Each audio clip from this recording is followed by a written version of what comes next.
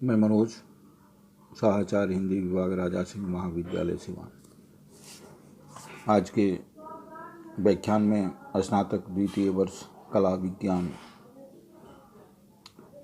के विषय हिंदी रचना 100 अंक के पाठ्यक्रम में निर्धारित बिहारी के दोहे पर केंद्रित व्याख्यान की अगली कड़ी प्रस्तुत है।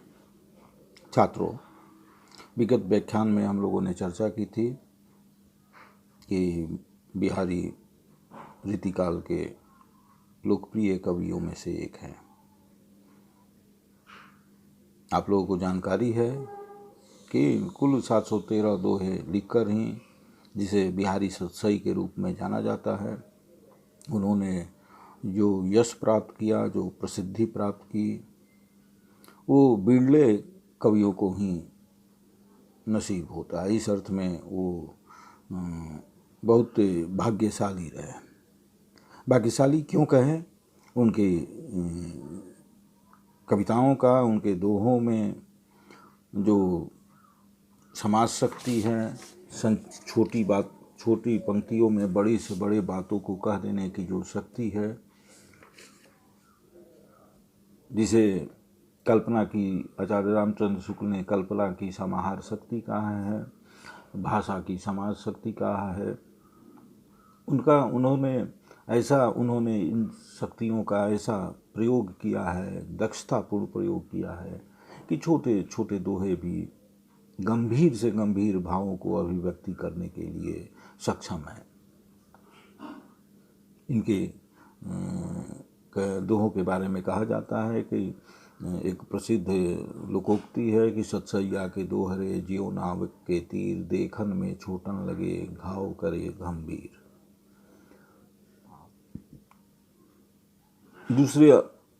इसका दूसरा रूप भी प्रचलित है कि सतसैया के दोहरे ज्यो नावक के तीर, देखन में छोटन लगे बेधे सकल शरीर।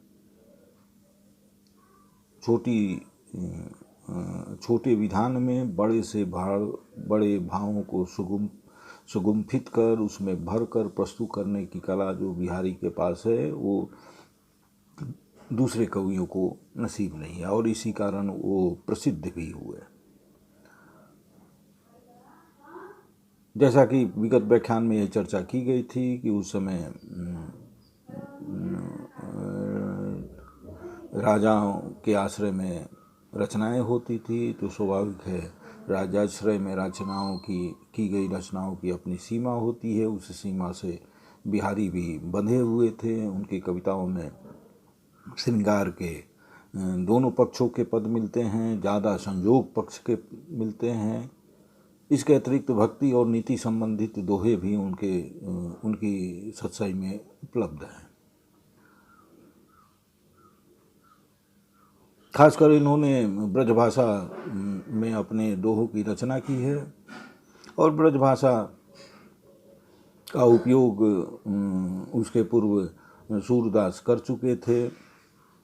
तो इन ब्रजभाषा के माध्यम से उन्होंने रीतिकाल की पूरी रीतिकालीन संवेदना को अपनी रचनाओं में अभिव्यक्त कर दिया है।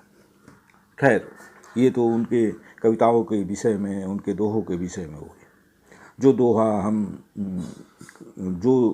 जिन दो दोहों को जो आपके पाठ्यक्रम में प्रस्तावित है, उस पर हम लोगों ने विगत व्याख्यान में चर्चा की थी।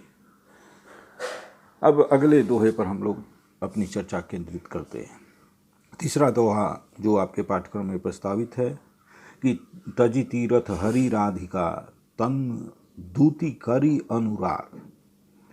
तजी तीरथ हरि राधिका तन दूती करी अनुराग, जिहि ब्रज केली निकुंज मग पग पग होत प्रयाग। इस कविता में, इस दोहे में कवि अपने मन को संबोधित करते हुए कहता है कि आज के समय में तीर्थाटन और तीर्थ भ्रमण, अपने जीवन को सार्थक बनाने के लिए तीर्थ जाने की कोई ज़रूरत नहीं है। मन को समझाते हुए कवि कहता है कि तजी तीरथ हरि राधिका, तन दूती करी अनुराग, मन को समझाते हुए कहते तू तीर्थों को छोड़। और श्री कृष्ण और श्री राधिका के तन दूती शरीर की कांति में अपना मन को लगा, अनुराग कर, जिससे जिहि ब्रज केलि निकुंज मग पग पग होत प्रयागु, जिससे जिस अनुराग के लगाने से ब्रज के विहार निकुंजों के मार्ग में पग पग पर प्रयाग तीर्थराज हो जाता है, प्रकट हो जाता है। कहने का अर्थ है कि कृष्ण और राधा की भक्ति में अपने मन को लगाने के उपरांत किसी तीर्थ की जरूरत नहीं है। वो प्रयाग का पुण्य कृष्ण और राधा की भक्ति में उपलब्ध हो जाता है। कवि कहना चाहता है कि श्री कृष्ण और राधा की श्याम और गौर छवियों से यमुना और गंगा तो वहाँ उपस्थित हैं ही, उनमें अनुराग के लगने से सरस्वती भी मिल जाती है। आप सभी जानते हैं कि प्रयाग में 3 नदियों का संगम है, गंगा, यमुना और सरस्वती। कृष्ण गंगा, यमुना राधा। कृष्ण यमुना और गंगा राधा। कृष्ण जी श्याम थे, सांवले थे, तो यमुना का रंग भी सांवला है, काला है, और गंगा के सफ़ेद, गंगा का पानी सफ़ेद है, और उसमें से अनुराग के लगने से सरस्वती भी मिल जाती है। इस कारण यहाँ गंगा, जमुना और सरस्वती तीनों का संगम हो जाता है ब्रज प्रदेश में। और फिर इस संगम के कारण कुंजों, झाड़ियों में, ब्रज की झाड़ियों में, कुंजों में, गलियों में प्रति पग पग पर प्रयाग प्रकट होता है। प्रयाग का पुण्य पग पग पर प्रकट हो जाता है, अर्थात राधा और कृष्ण के ध्यान में अनुराग करने से ब्रज के कुंजों के प्रति पग पर प्रयागराज का फल प्राप्त होता है, पुण्य प्राप्त होता है। अतः तीर्थाटन का श्रम उठाना व्यर्थ है, तीर्थ करना व्यर्थ है। इसके अतिरिक्त किसी तीर्थ में जाने से एक ही तीर्थ का फल मिल सकता है, पर उक्त विधि से एक सामान्य तीर्थ की कौन कहे, अनंत तीर्थराजों के फल सुलभ है। कहने का अर्थ है कि इस दोहे में कवि ब्रज प्रदेश के कृष्ण राधा के प्रति अपनी भक्ति अभिव्यक्त करते हुए इस भक्ति को, भक्ति परंपरा में जो तीर्थों का महात्म्य का वर्णन किया गया है उससे ऊपर का बताते हुए बिहारी अपनी भक्ति के प्रति मान्यता स्थापित करते हैं। दूसरा दोहा इस प्रकार है। नहीं पराग नहीं मधुर मधु, नहीं विकास इही काल, अली कली ही सो बंध्यो आगे कौन हवाल। इस दोहे के प्रसंग के बारे में एक कथा प्रचलित है, जिसका विगत व्याख्यान में हम लोगों ने चर्चा की थी। आप सभी जानते हैं कि रीतिकाल में राजाओं और रईसों के आश्रय में रचनाएं होती थी।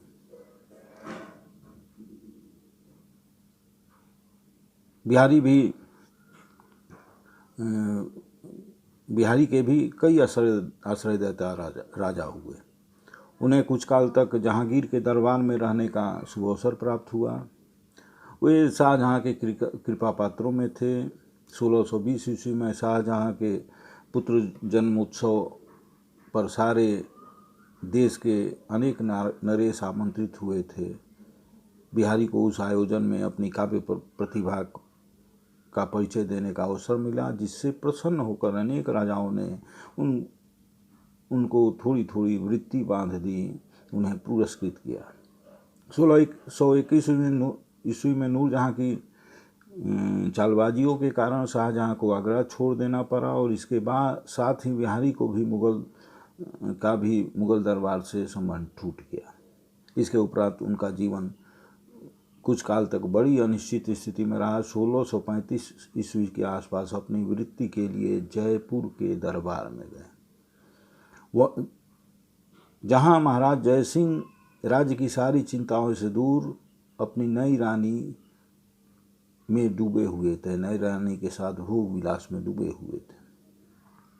और इसी संदर्भ में उन्हीं को संबोधित करते हुए एक दोहा, यही दोहा उन्होंने रच कर भेजा था कि नहीं पराग नहीं मधुर मधु, नहीं विकास ही काल, अली कली ही सी बंध्यो, आगे कौन हवा।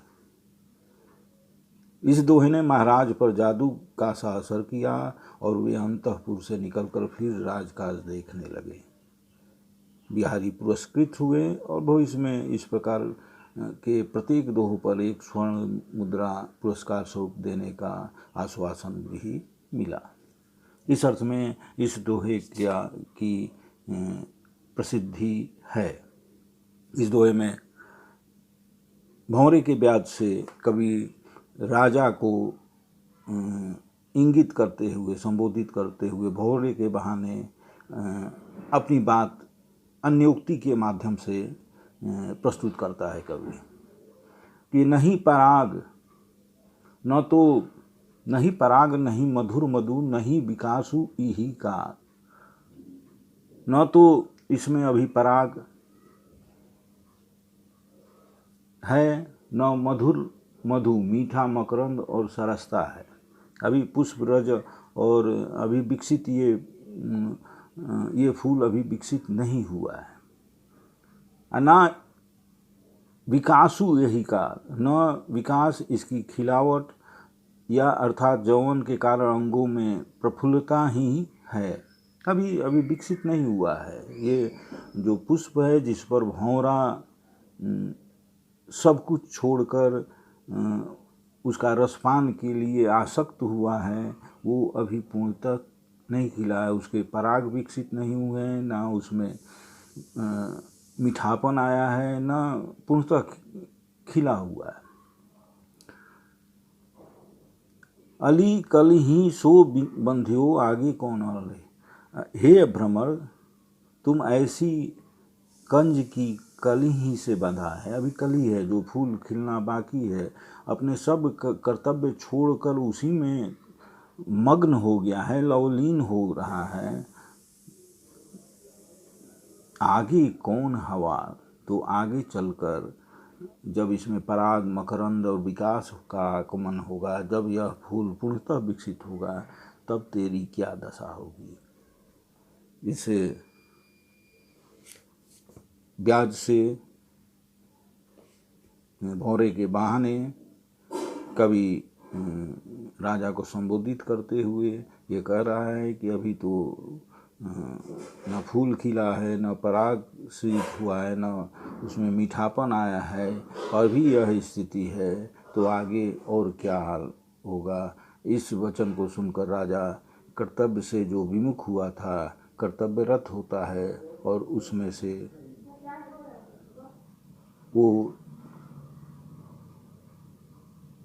वो कर्तव्यरत होता है और उस भोग विलास से निकलकर अपने कर्तव्य में राजा लग जाते हैं। तीसरा दोहा जो आपके पाठ्यक्रम में प्रस्तावित है कि पत्रा ही तिथि पाइयत, हुआ घर के चहु पास, नित्य प्रति पुण्यौई रहे आनन ओप उजास। इस दोहे में कवि ये दोहा श्रृंगार रस से संबंधित है। इस दोहे में कवि नायिका के मुख्य सौंदर्य का वर्णन किया है कि इसमें कहना है, कवि का कहना है कि नायिका जहाँ रहती है वहाँ पर पत्रा से ही दिनों की गणना अमावस्या और पूर्णिमा की गणना की जा सकती है। अद्भुत तर्क दिया है, एक अत्युक्ति ही कहा जाएगा। भारतीय परंपरा में जो पतरा से दिन की निर्धारित दिन की गणना की जाती है वो चंद्रमा पर केंद्रित होती है। चंद्रमा के पूर्णिमा और अमावस्या पर केंद्रित मासों का भी, महीनों का भी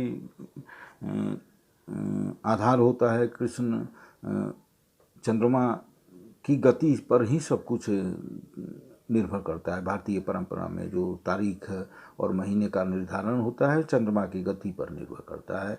चंद्रमा की गति का मतलब पूर्णिमा और अमावस्या।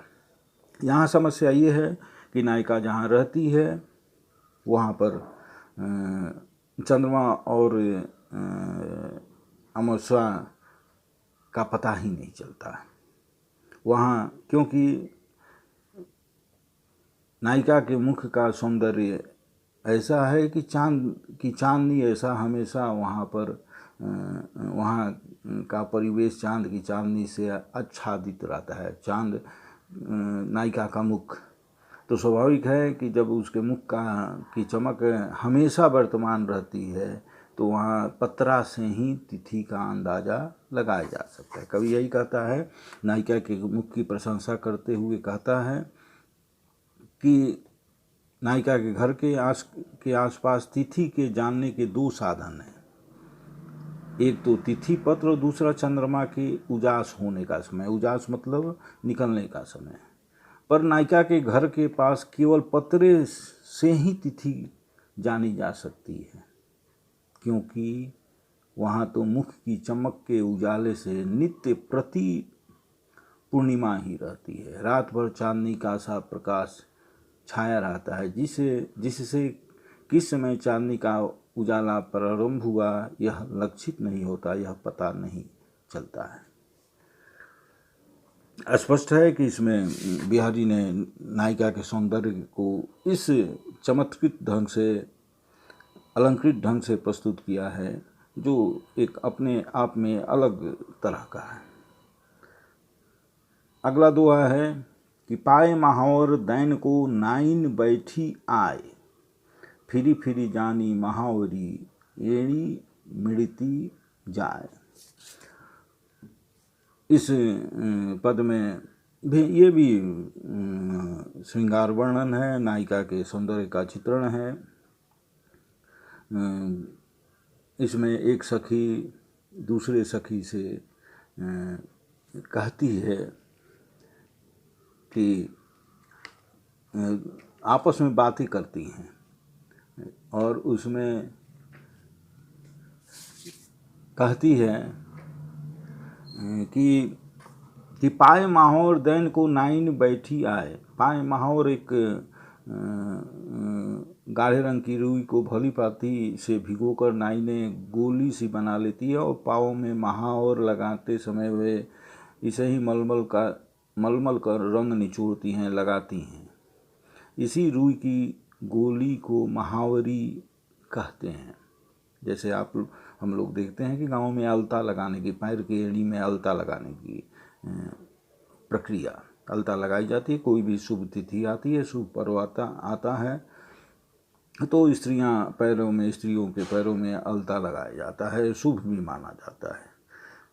और खासकर नाइन हजामिन ही लगाती है। नायिका के पास हजामिन ही आई है महावर लगाने के लिए, अलता लगाने के लिए, उसके पैर की एड़ी में अलता लगाने के लिए।